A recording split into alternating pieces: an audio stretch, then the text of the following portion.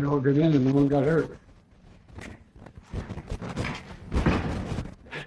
Well, Secretary General, welcome back to the Oval Office. I have to say ahead of time, I'm going to miss you. I'm going to miss you. You know, I believe this is one of the most consequential moments for Europe since World War II. I think you do too. NATO was founded 75 years ago, and it's, I think the lessons we've learned then and about standing together to defend and deter aggression have been consequential. And we've made NATO, under your leadership, we made it larger, stronger, and then it's more united than it's ever been. So I want to thank you, Mr. Secretary General, for the incredible work you've done. Together, we're deterred further Russian aggression in Europe. I think I know we welcomed Finland and Sweden to the alliance, and we strengthened NATO's eastern flank, making it clear that we'll defend every single inch of NATO territory. And, John, it's a very important announcement to make today. Record number of allies meeting a NATO commitment to at least 2% of their GDP on defense.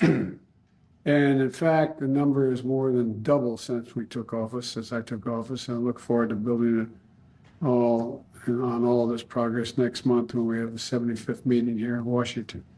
And I look forward to our discussion today. I just want to thank you for being here. We got a lot to talk about, and I mean it sincerely.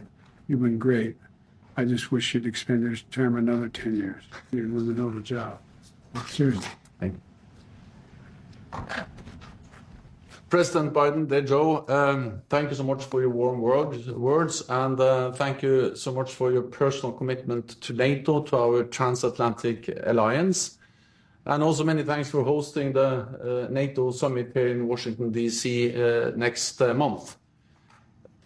At that summit, we will celebrate the 75th anniversary of the most successful alliance in history, but we'll also make important decisions for the future. Not least on the issue and the importance of investing in our security. And today we are able to publish new figures for defense spending. They show that across Europe and Canada, NATO allies are this year increasing defense spending by 18%. That's the biggest increase in decades. 23 allies are going to spend 2% of GDP or more on defense this year. That's more than twice as many as 4 years ago, and demonstrates that European allies and Canada are really stepping up and taking their share of the common responsibility to protect all of us in the NATO alliance. It's also important for the United States to know that a lot of this money is actually spent here in the United States. Allies are buying more and more equipment from the US, so NATO is good for US security, but NATO is also good for US jobs. Mr. President, let me also thank you for your strong leadership on Ukraine, and congratulations on the bilateral security agreement you signed with President Zelensky with Ukraine. European allies are also stepping up and matching the US contributions to military support to Ukraine. And I expect that when we meet here next month, we will agree to have a NATO in the lead role in providing security assistance and training. And also that allies will agree to step up financial and military support to Ukraine.